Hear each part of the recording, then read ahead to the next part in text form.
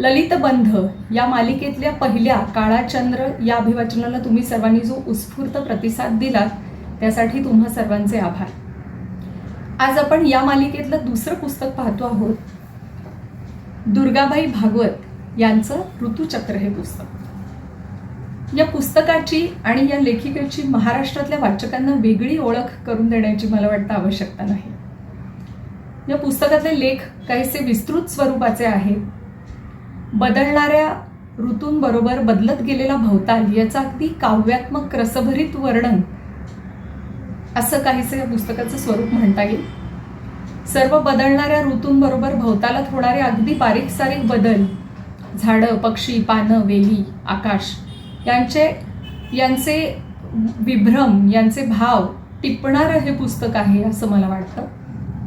माझ्या आवडत्या पुस्तकांच्या यादीमधली पुस्तकं या सिरीजमध्ये अभिवाचन करायची असा मनोदय आहे. त्यातलं हे दुसरं पुस्तक, प्रकरण 4, ज्येष्ठातलं पहिलं मेघमंडळ. पुस्तकाचं नाव ऋतुचक्र, लेखिका दुर्गा भागवत. ज्येष्ठातलं पहिलं मेघमंडळ. ग्रीष्म ऋतू लागतो न लागतो आहे. पुष्पभार नुकताच कुठं सुकू लागला आहे. झाडावरची पालवी जूनवट झाली आहे. आभाळ आलेलं आहे. पांढरे भुरके ढग आकाशभर पसरलेले आहेत. उकाडा खूप होतो आहे, पण मधूनच थंड ओलसर वाऱ्याची झुळूक कुठून तरी पावसाळ्याची ललकारी देत येत आहे.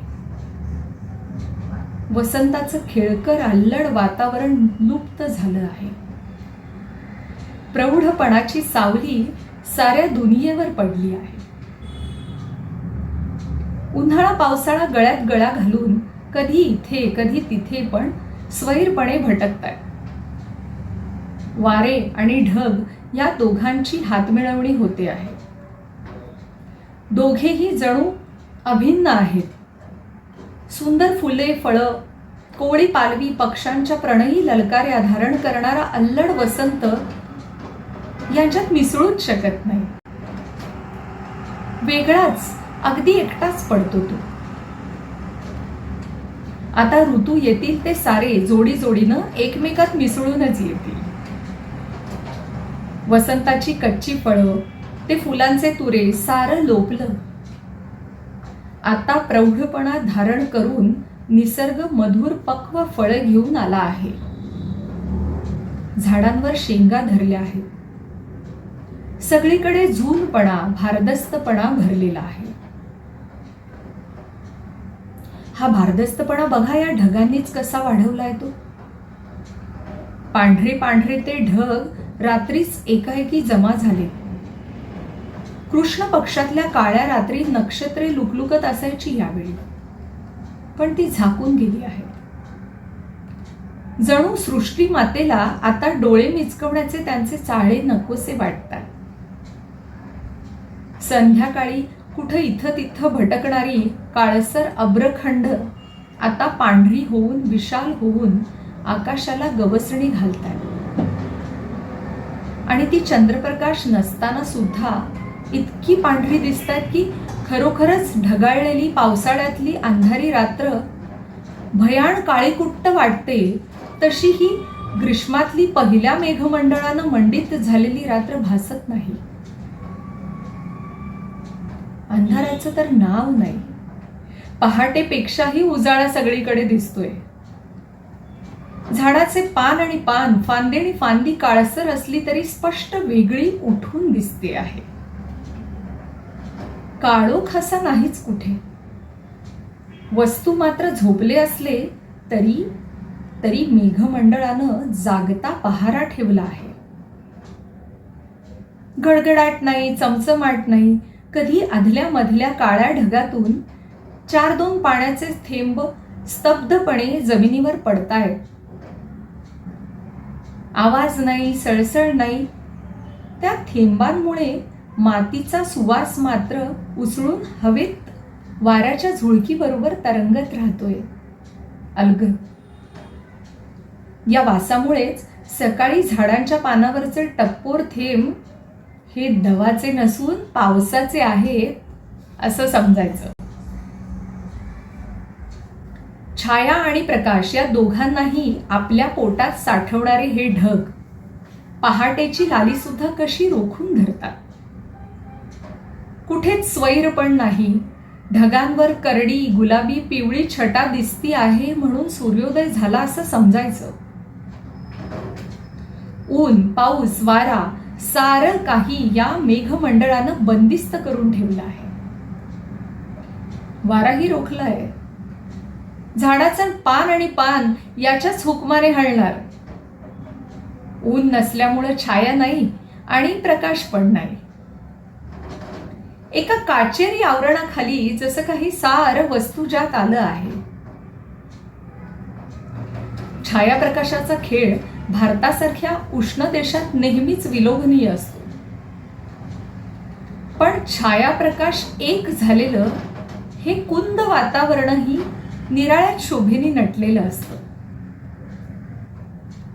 हे वातावरण मोरांना उन्मत्त करतं, समुद्रांना उचंबळून सोडतं.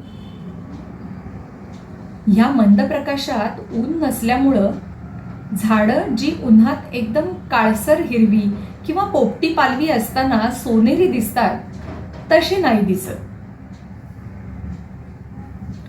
हा पहा झाडांचा हिरवा साज किती विविध प्रकारचा आहे नाही. हिरव्या रंगाच्या इतक्या विविध छटा ह्या धुसर वातावरणात कशा स्पष्ट उठून दिसतायत.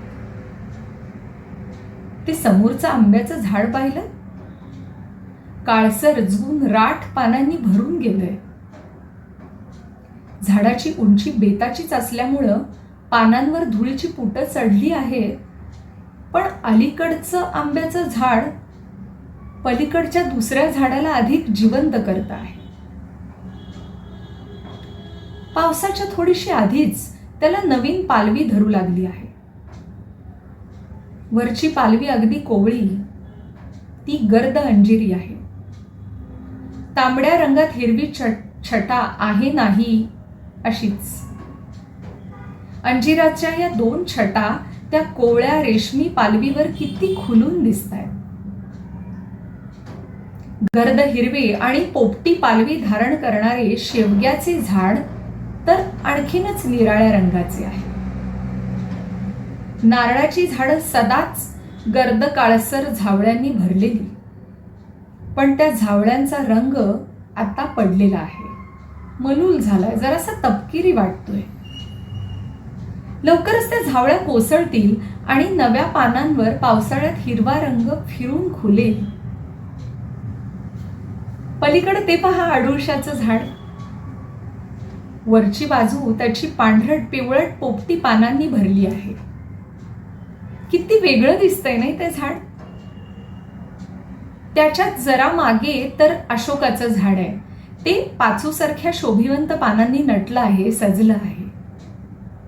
आणि अगदी मागच्या रस्त्याकडेवरची ती भव्य शिरीषांची रांग काळ्या भोर हिरव्या पानांनी नुसती भरून गेलीये. शिरीषाची गुलाबी फुलं ही त्या काळ्या हिरव्या रंगात झाकल्यासारखी वाटतात. अशा या हिरव्या छटा कुठेही जा तुम्हाला दिसतील. आणि गंमत अशी की त्या साऱ्यांवर प्रौढपणाचे आवरण पडल्याचं तुम्हाला भासेल. दिवस किती मोठे ह्या दिवसातले.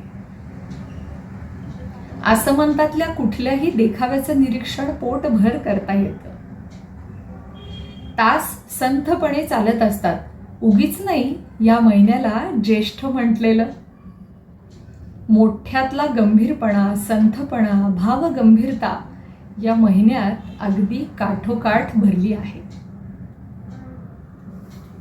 दुर्गा भागवत ऋतुचक्र यांच्या ज्येष्ठातले पहिले मेघमंडळ या प्रकरणातलं हा काही भाग होता. वाचत असताना दुर्गाबाई शब्दांनी चित्रच रंगवतायत असा काहीसा आभास होतो. तर या मालिकेतलं हे दुसरं पुस्तक ऋतुचक्र, दुर्गा भागवत. अभिवाचक प्रिया देशपांडे. धन्यवाद.